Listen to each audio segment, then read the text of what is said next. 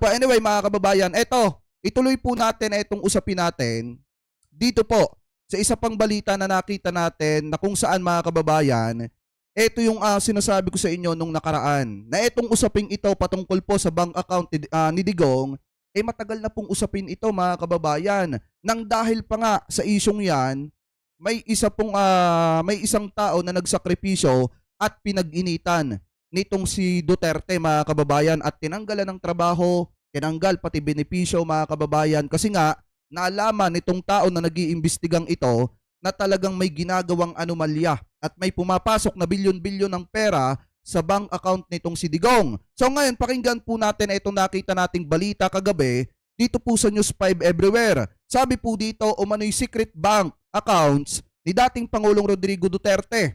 Ito pakinggan po natin. Labas ni dating Senador Antonio Trillanes. Sa Quadcom hearing noong Miyerkules, muling inilabas ni dating Senador Antonio Trillanes ang kanyang lista ng mga umunoy secret bank accounts ni dating Pangulong Duterte. Ang mga accounts na ito ang talagang kinagalit ng dating Pangulo. Umamba pa siyang papaluin ang mikropono ang dating senador kung wala lamang na Kasi pag yan nga talaga mga kababayan ng topic, pag yan ang pinag-uusapan, lalo na at kaharap mo si Digong, iinit po talaga ang bait ni Duterte. Kasi ayaw niyang ipaalam sa taong bayan yung nilalaman ng kanyang bank account. Diba dati sinasabi niya 7,000 lang yung laman. Pero kung titingnan natin mga kababayan, bakit iinit yung bait niya? Akala ko ba walang pera, walang pamasahe? Pero bakit ayaw ipatingin yung bank account mga kababayan at ayaw ipasuri yung halaga ng pumapasok na pera sa kanyang bank account at kinakailangan niya pang magwala para lamang malihis mga kababayan yung usapin sa kanyang bank account. So ngayon, ito ay pagpatuloy pa natin. Ang sagot ni Trillanes, papasampal siya kay Duterte basta't pipirmahan na niya ngayon din ang bank secrecy waiver. Pero marahil nalimutan po ng marami na 2016 pa lamang pinag-uusapan na po itong mga umunoy Duterte secret bank accounts. Katunayan, nagkaroon pa po ng kontrobersya na nagresulta sa pagkakasibak ng Malacanang sa nag-iimbestiga sa mga umunoy secret accounts na ito. Ayan! Ang tinutukoy po natin si dating overall Deputy Ombudsman Arthur Carandang. Yan! Ito mga kababayan, sobrang nakakaawa ang taong ito. Bakit mga kababayan? Kasi unang-una, siya yung naatasa na mag-imbestiga dun po sa hinihinalang bilyon-bilyong halaga na pumapasok sa bank account nitong si Duterte. Kasi nga mga kababayan, parang pamangkin ata nung isang babaeng inaatasan din na mag-imbestiga diyan yung asawa nitong si Sara Duterte. Kaya ang ginawa ng babae na yon, ipinasa niya dito kay Melchor Arthur Carandang yung pag-iimbestiga. Kaso nga lang, nung iniimbestigahan na ni Carandang at may nalaman siya mga kababayan, ang ginawa ni Duterte, pinag-initan niya, tinanggal niya sa serbisyo at tinanggal yung benepisyo nitong si Carandang. Ano po mga kababayan? So ngayon, ipagpatuloy pa natin. Taong 2016, nagsampa si Trillanes ng reklamong plunder laban kay Duterte sa Ombudsman. Higit 2 bilyong pisong pera raw ang pumasok sa mga bank accounts ng pamilya Duterte. Pero hindi po ito mahawakan ni Ombudsman Conchita Carpio Morales dahil sa delikadesa. Si Morales kasi pamangkin ang asawa ni Sara Duterte. Ayan, eto si Conchita Carpio Morales. Kaya hindi niya hinawakan yan at ipinasa niya dito kay Melchor Arthur Carandang mga kababayan kasi pamangkin niya etong si Mans Carpio. Si Mans Carpio yung asawa nitong si Sara Duterte. So ngayon ipagpatuloy pa natin. Kaya't inassign ni Morales ang investigasyon sa kanyang Deputy Ombudsman, ang kanyang second in command, si Melchor Arthur Carandang. Setyembre 2017, sinabi po ni Carandang sa media na ayon Wait lang, lakihan ko lang. sa mga bank records na nakuha nila sa Anti-Money Laundering Council or AMLAC, merong mahigit 1 bilyong pisong dumaan sa mga bank accounts ni Duterte at ng kanyang mga anak. Ayan. Sapat na raw ito. Kita nyo, nakalagay dito, AMLAC Bank Records on Duterte Show. 1 billion flow of money ayon po sa Ombudsman. Mga kababayan, ibig sabihin, itong si Carandang, may natuklasan mga kababayan na talagang may bilyon na pumapasok at dito sa mga bank account nitong si Duterte at saka ng kanyang mga anak. Ito po ay September 27, 2017. Mga kababayan, itong balitang ito, pagpatuloy pa natin. para maglunsad ng investigasyon ang ombudsman. Pero sabi rin ni Carandang, iniintay pa niya ang pinal na report mula sa AMLAC. Agad umalma ang Malacanang at ang mga kaalyado nito. Si nooy Pangulong Duterte, hindi raw pinagbabantaan si Carandang, pero uunahin daw niya si Carandang kung magkakagulo sa Pilipinas. Magdasal na raw siya. Yan no? Kita nyo, kung walang katotohanan, eto na lang paliwanag ko sa mga DDSet.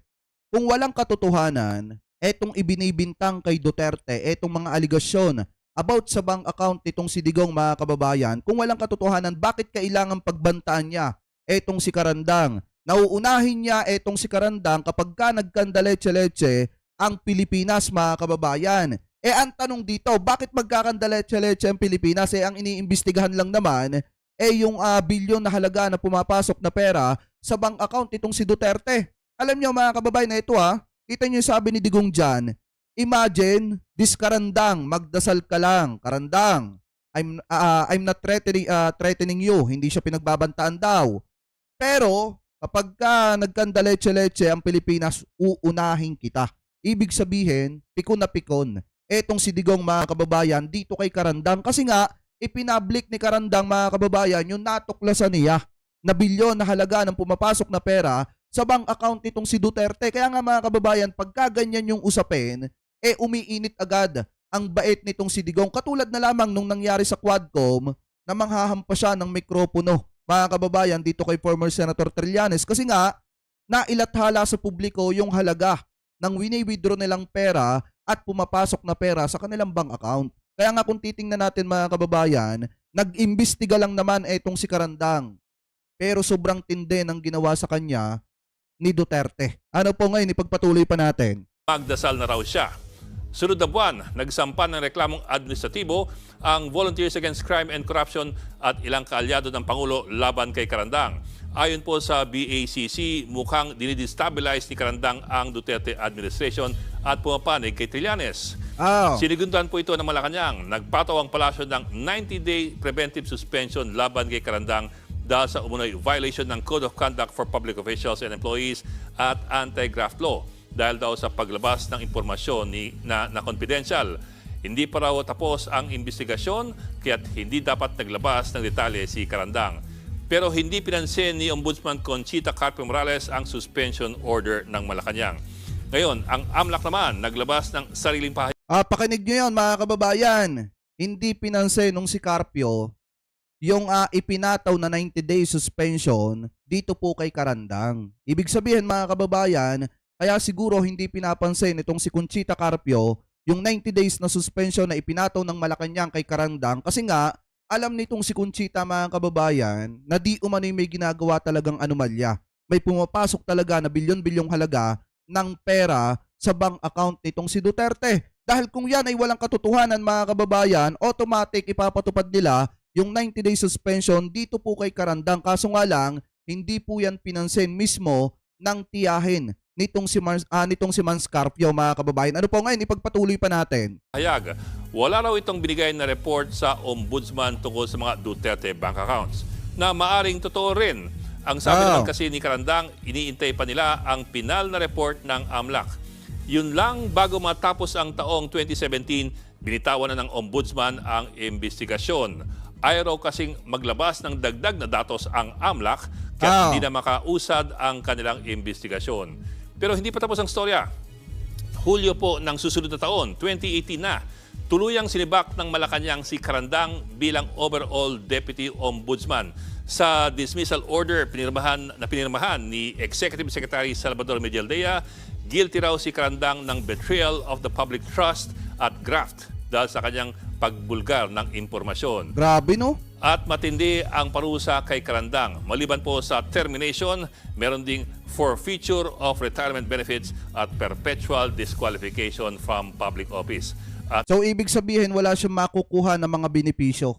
Mga kababayan, ganyan ang ginawa ng Duterte administration mga kababayan dyan kay Carandang. Nag-imbestiga lang naman, isiniwalat lang naman sa publiko na ganun talaga ang katotohanan base sa nakalap niyang ebidensya nung siya ay nag-iimbestiga. Kaso nga lang ang problema mga kababayan, pinag-initan siya ni Duterte kaya humantong sa punto nung July 30, 2018, pinatawan siya mga kababayan ng graft and corruption, betrayal of public trust mga kababayan, at saka forfeiture of retirement benefits mga kababayan. Ganyan po katindi yung ginawa kay Karandang. May perpetual disqualification pa nga mga kababayan. Kaya kung eto walang katotohanan, bakit kailangan pagtuunan ng pansin ni Duterte at pag-initan niya itong si Karandang kung hindi ito totoo mga kababayan? Pero gaya nga ng sabi ko kanina, yung mga didisit dyan na nagsasabi na fake news yung sinasabi ni Trillanes, kung fake news po yun, sana hindi nagagalit at hindi umiinit ang ulo ni Duterte tuwing pag-uusapan yung issue ng bank account niya. Ano po, anyway, pagpatuloy pa natin. At doon po nagtapos ang issue ng umano'y Duterte Secret Bank Accounts Investigation.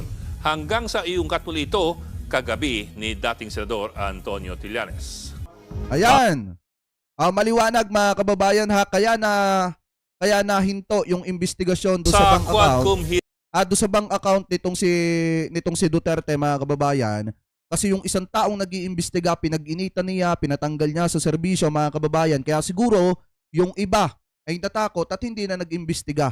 At dyan natapos mga kababayan yung pag-iimbestiga doon po sa bank account nitong si Duterte. Hanggang sa binuksan na lang muli ni former Senator Trillanes doon sa Quadcom na naging dahilan naman para uminit ang bait ni Digong at mananampal kay Trillanes mga kababayan at manghahampas ng mikropono. So mga kababayan, kayo na lamang po ang bahalang humusga kung ano po ang masasabi nyo dyan. Pero ang payo ko lang sa mga didiset, pwede kayong sumuporta, pwede kayong humanga at suportahan ninyo si Digong pero bawal maging tanga. Tandaan nyo po yan.